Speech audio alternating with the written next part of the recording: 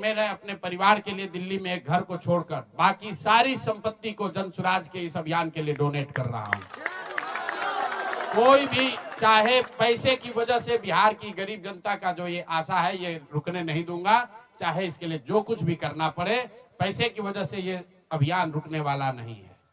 मैं फिर से दोहरा देता हूं, अगले 5 साल तक जो कुछ भी मेरी आमदनी होगी उसका कम से कम 90% मैं जन सुराज के इस अभियान को चलाने के लिए दान करूंगा।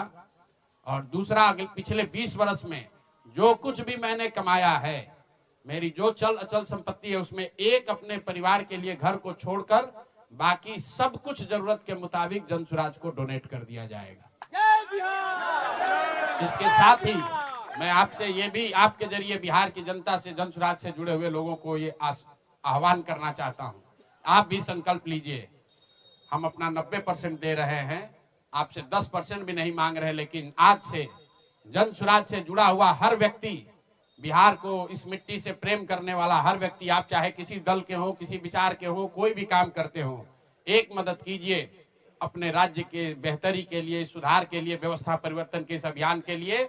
कम से कम 1000 रुपया जरूर आप डोनेट कीजिए, 1000 रुपया जन सुराज को जरूर दीजिए।